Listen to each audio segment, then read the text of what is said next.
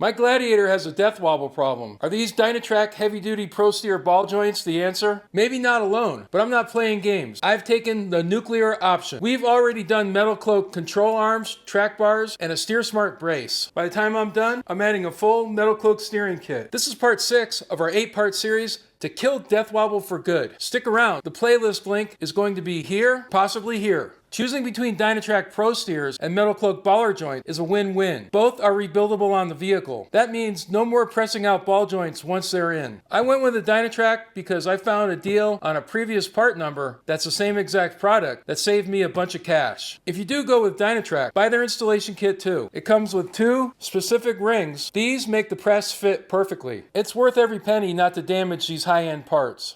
Safety first. Jack stands and wheel chocks are mandatory. I've got the Jeep on stands and the tires are chocked. There's 2 21mm bolts, one here and one down here that we have to take out, and then we can hang this caliper. I got this zip tie and I have a hook over here to hang it on. That way we don't impact the brake line. I already broke them loose with a breaker bar. I'm going to go ahead and put my zip tie in and around. Now I can pull my caliper off and hang it right here. Now we got to get this brake rotor off. We're going to use the T30 Torx. Pull this bolt or screw out, whatever you want to call it. Caliper comes right off. Now we got 3 10mm bolts holding this heat shield on. Here, here, and on the bottom. I'll get the bottom one first. Middle, top. Now we just have to get the speed sensor out, but I'm also going to remove the bracket that holds the speed sensor on. This is a 5mm Allen. Try to give this a little help with a flat bar.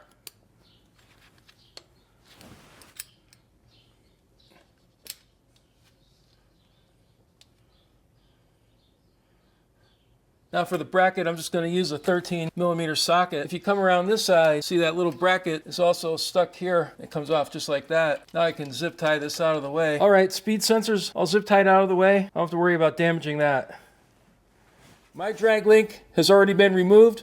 I did that when I installed my Steer Smart sector shaft brace, but you guys will if you're going to be removing your steering knuckle to do your ball joints. I still have to remove my tie rod.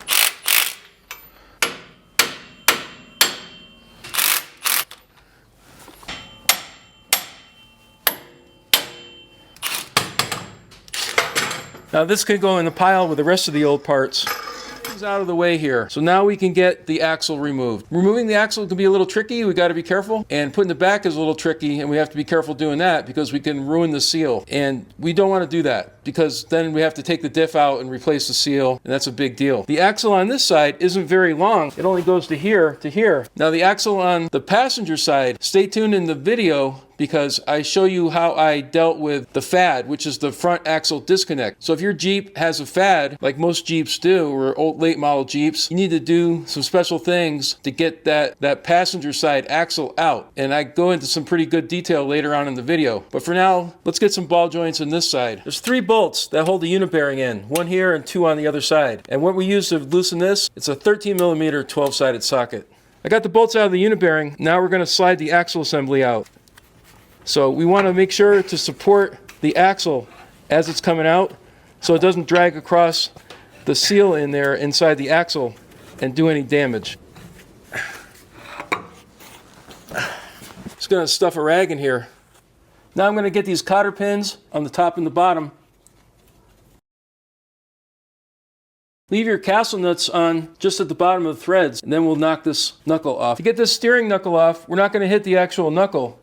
We're going to hit right here on the forging, and that should knock this thing loose. We left the nuts on so it doesn't fall all the way to the ground.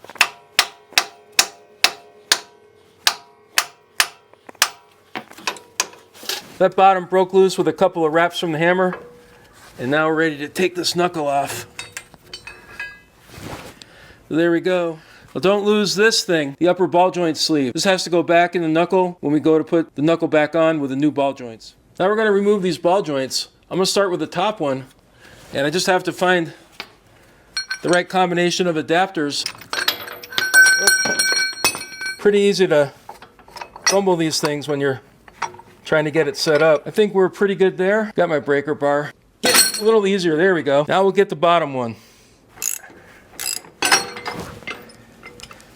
With those OEM ball joints removed, now we're left with a borehole, and we just want to clean this up, make sure there's no burrs. I think sandpaper is one of the favorite things for cleaning these up, but I don't have any. You got any bigger nicks? You can use a little file. No nicks or anything that are going to stop your new ball joints from going in.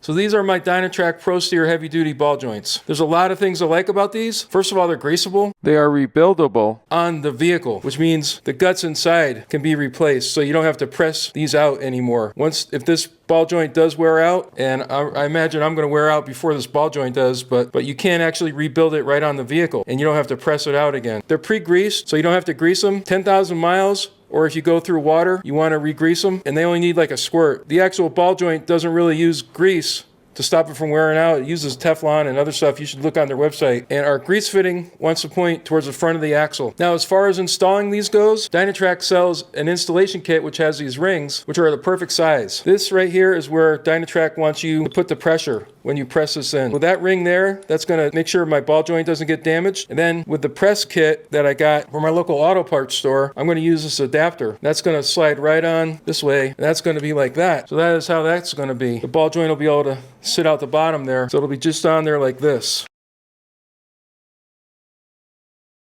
And then on top, this hockey puck thing will be here, big enough diameter to allow the ball joint to come up. Now I'll get some anti-seize painted onto this ball joint. I just recommend the thin coating. That cup's going to ride on top. Got my adapter ring and my adapter. Making sure my grease fittings pointed towards the front. So we really want to make sure that this goes in straight. Extra set of hands would be awesome, but I'm flying solo. That's just how it is. And we do the bottom one first because we need to stick this threaded rod or all thread up through the top borehole.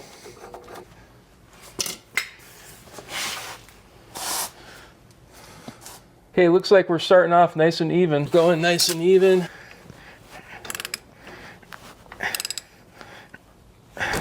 Here's our installed ball joint. Thing of beauty.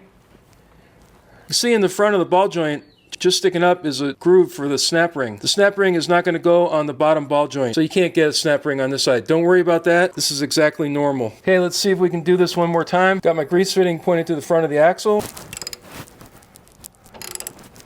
So I can see my grease fitting is about as high as it can go, and I can definitely feel that we're home on this one. Got another ball joint installed. This ball joint is finished off by installing the snap ring. Before we install this steering knuckle, I'm going to do something. Take my rag out of here. I made this silly looking, kind of like a ramrod like you'd use to clean a gun barrel on a cannon. And I'm going to see if I can reach in and pull out any debris that might be in here. Because whatever, there's some debris in there, I don't want to push it in when I reinstall the axle. So let's try to gently go in here. Okay, I got a little bit of dirt out. Okay, it really wasn't much in there. Now we can get our steering knuckle back on. Don't forget your upper ball joint sleeve. It's got a flat side. It's going to go on the flat side in here. Right in here.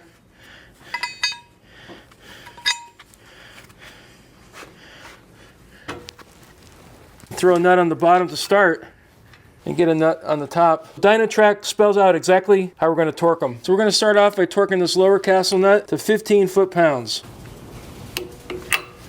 Now this upper castle nut is going to get torqued to 55 foot-pounds.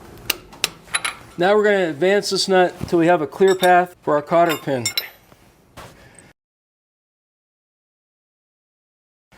Now we'll get 35 pounds on this lower castle nut. And then we'll advance that one so we can get a cotter pin in it. So now we're ready to reinsert our axle, but we're going to put some anti-seize on this unit bearing. And when we do go to install this, our wheel sensor opening is going to be towards the front of the Jeep. So the next thing we're going to do is we're just going to put a little diff fluid on this axle. So when we go to install this axle, we want to be super careful. We want to support the axle so it goes through and try to keep it centered so it goes through the center of the seal that's in there and then go mates up with the splines on the diff.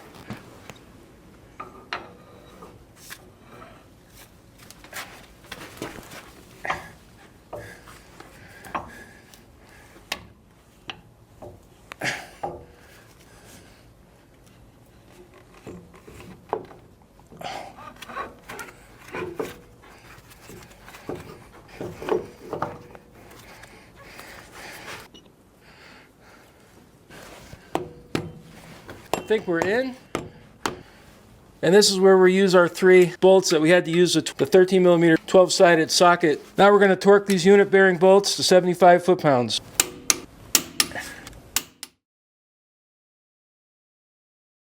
This is where this ball joint replacement job gets real. Removing the passenger side axle is more complicated than the driver's side and requires some additional work. Just like the driver's side, you want to use 2 hands here to protect that inner axle seal. But the passenger side has a hidden challenge, the FAD, or front axle disconnect. Here's the deal. Once this shaft comes out, there's a high probability the internal shift collar will slide out of place. If it does that, you won't be able to get this axle back in later. To do this right, we're going to have to open up the FAD housing and manually reset the shift collar on the inner axle before reassembly. Looking down the passenger side axle tube, it's easy to see something is out of place. That is the FAD shift collar, and we aren't going to reassemble our axle till we get it in a place where the axle splines can mesh. The FAD is right on the axle. The first step in this process is removing the 4 10mm bolts that hold the skid plate on, and then removing the electrical connector on the FAD motor. Step 2 is removing the 4 bolts that hold the FAD motor onto the axle. You need to have a pan available because there's going to be some diff fluid that leaks out when you remove that FAD motor. With the motor removed, we can see the shift collar is being held by the shift fork or FAD actuator fork. Those forks or tines must be located in the center groove of the shift collar when we reassemble the FAD. Looking on the right side of the axle, we can see that seal that we're trying so hard to protect. That's the opening we're going to be aiming for when we reinstall the axle. Looking on the left side, the inner axle protrudes into the FAD housing. That is where we will place the shift collar, and it's the second target we are aiming for when we reinstall the outer axle. Step 3 is placing the shift collar on the inner axle. That should hold it in perfect position for our outer axle install. Step 4 is going to be prepping the axle for reinstallation. The first thing we're going to do is put some anti-seize on the unit bearing. Next, we paint some gear lube onto the axle so the shaft slides smoothly through the seal and the splines mesh easily with our shift collar. Step 6 is installing the axle. We want to give plenty of support to the axle as it goes through the seal and doesn't ram or tear it. Then we want to get the end of the axle into the shift collar. The speed sensor on the unit bearing faces towards the front of the Jeep. I put a bolt in to keep the unit bearing from falling out and check the FAD to make sure we are engaged.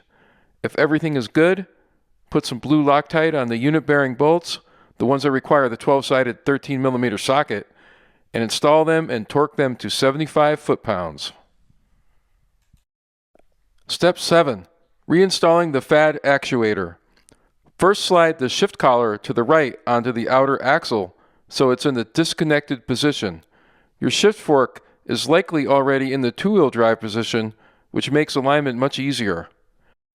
Check that your gasket is clean and seated, then carefully line up the fork tines into the groove of the collar. Once it's seated, it's time for the bolts.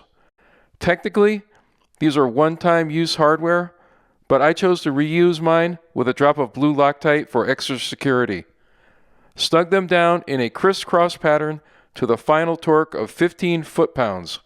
Be precise here, this housing is aluminum and it doesn't take much to strip the threads or crack the casing. Step 8 is just replacing your FAD skid plate. Put some blue Loctite on the 4 10mm bolts and torque them to 25 to 30 foot-pounds. And then you're done.